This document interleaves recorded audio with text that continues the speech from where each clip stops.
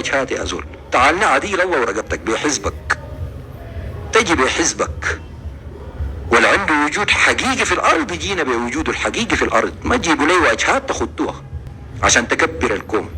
ما دارين نكبر كوم، دارين نكبر بلدنا، دارين نكبر القيمة الوطنية المفقودة. ده العشم الوحيد. يتلموا الناس دي مع بعض هيكملوا بعض.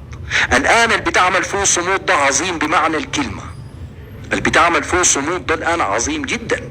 صمود الآن هي الصوت عالي، هي المحافظة على صوت المدنيين. التحرك الخارجي اللي بتقوم به صمود ده مهم جدا، لكن صمود فاقد الركيزة الأساسية. فاقد الركيزة الأساسية صمود اللي هي شنو؟ اللي هي شنو؟ السند الجماهيري التقيف عليه والفعل الجماهيري في الداخل. صمود ما عندها ده، صمود ما عندها ده. لما تمشي تقعد صمود مع باقي القوى الديمقراطية ده بيتوفر طوالي تلقائيا بالنتيجة يا معلم. الشيوعيين ده الشهود ملوك الشغل. شفت الشغل اللي ضحكنا به بتاع عطبرة؟ مشوا عملوا ما عارف شنو طاقة شمسية، وشفت الشغل ده ياهو ذاته جوهر اللي انا بقوله. امشي اقعدوا مع البعثيين ديل، مش اقعدوا مع عبد الواحد محمد نور. المفقود ده هنا بيكتمل، هنا الحاجات بتكتمل. بيبقى عندك شي محلي بيطور نفسه بنفسه. ما تسألني كيف، ما تشبكني انه نحن كيف هنتحرك في الداخل، ولو اتحركنا هيحصل لنا، وشوف هسه عملوا لمريب شنو. ده ما بيتقال في اللايف يا زول. مساحة الحركة في الداخل راكدة، بتبدأ بشكل معين وبتطور نفسها. ما قلنا لك اطلع موكب. لما نتكلم عن فعل جماهيري، لما اتكلم عن حركة جماهيرية، ما قاعد اتكلم عن موكب، انا ما قاعد اتكلم عن مليونيات، انا بتكلم عن ادوات سلمية معروفة ومجربة بطرائق عديدة معلومة ومجربة. بتبدأ بالفعل البسيط ده، بيبدأ احتكاكك بالجماهير. بدون احتكاكك بالجماهير، الجماهير دي تعرف كيف انه مصلحتها معاك يا زول. تعرف من وين انه مصلحتها معاك.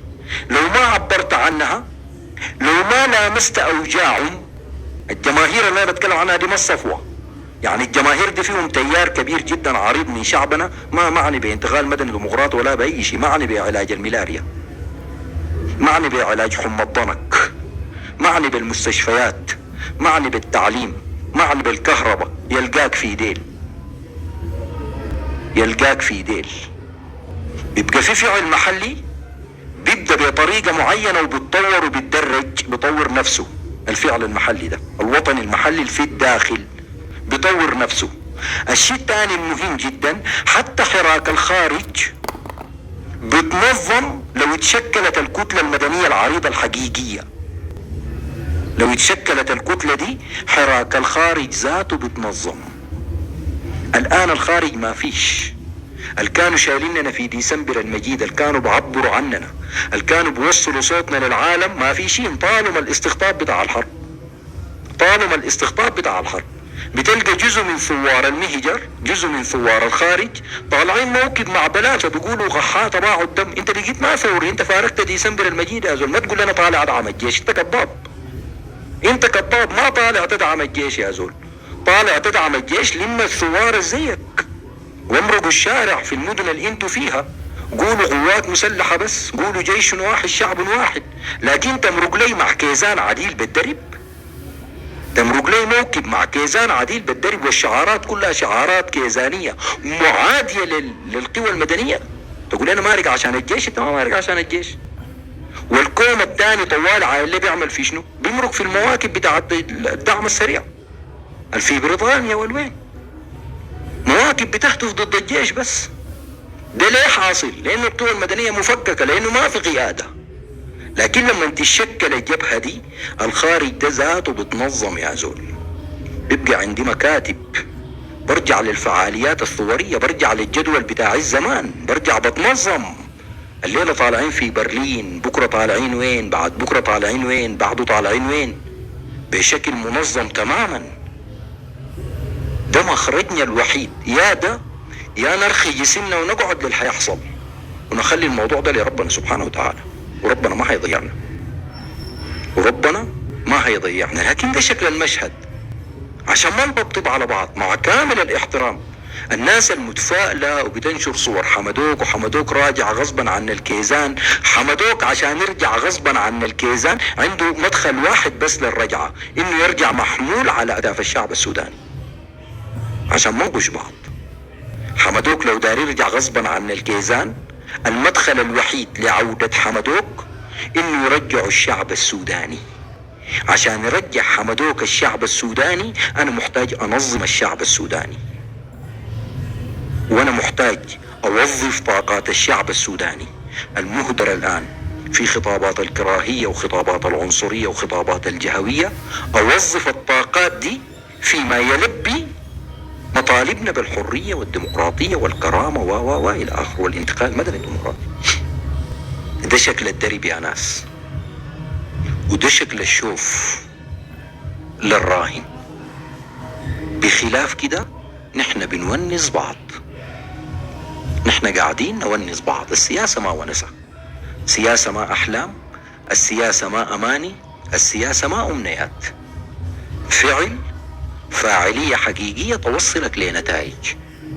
الفاعلية والفعل اختلوا بأي شكل من الأشكال، بنعكس الاختلال ده في شكل النتيجة.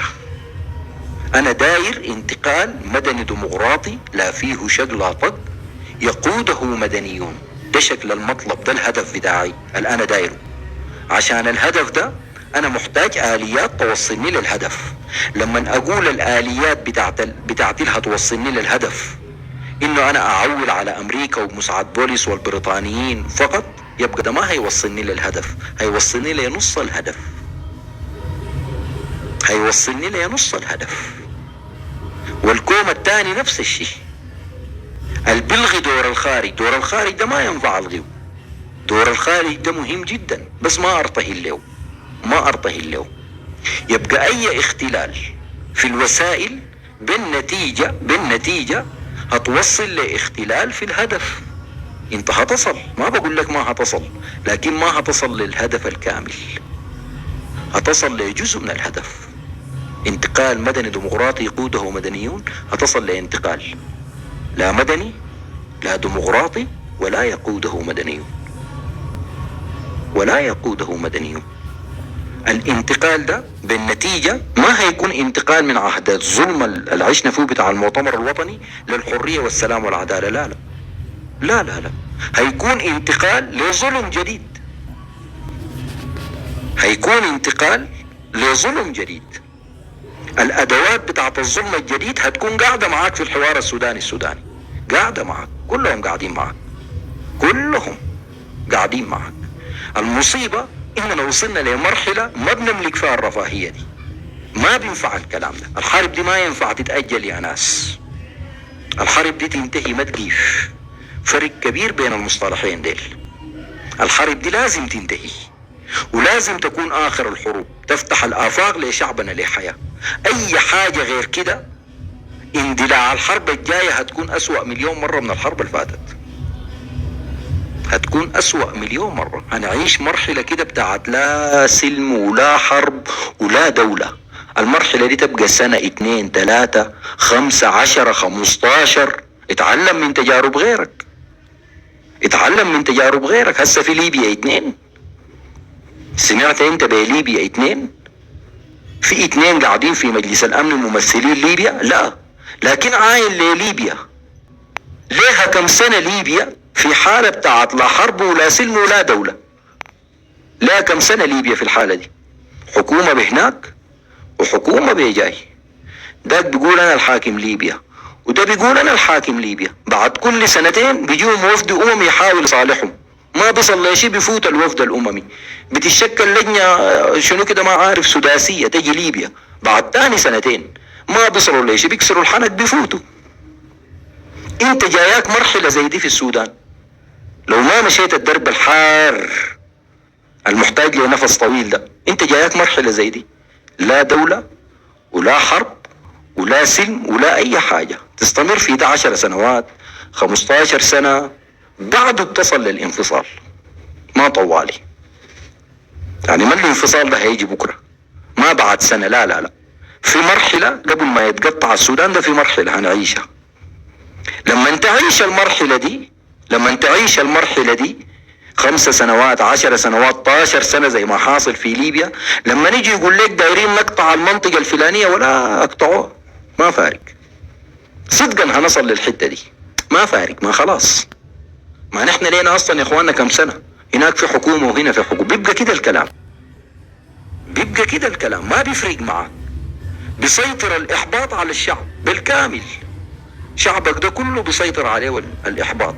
اللحظة اللي بيقسموا فيها الشعوب، اللحظة اللي بيقسموا فيها الأوطان، هي لحظة الإحباط دي، هي لحظة الإحباط دي. أخيرا وليس آخرا، انت عملت ثورة ضد المؤتمر الوطني، الحركة الإسلامية، أسقطتهم الثورة دي، ما ربعوا يدهم وقعدوا، جوك بيفضل اعتصام، مرت من فضل الاعتصام كملت في الثورة بتاعتك، ما ربعوا يدهم وقعدوا، اخذوا لهم لفة جو بحمايتي والبرهان، عملوا انقلاب 25 اكتوبر، عملوا انقلاب 25 اكتوبر. مواجهتنا لانقلاب 25 اكتوبر كانت اقوى من مواجهتنا للكيزان، كانت اقوى من مواجهتنا للكيزان. كشفوا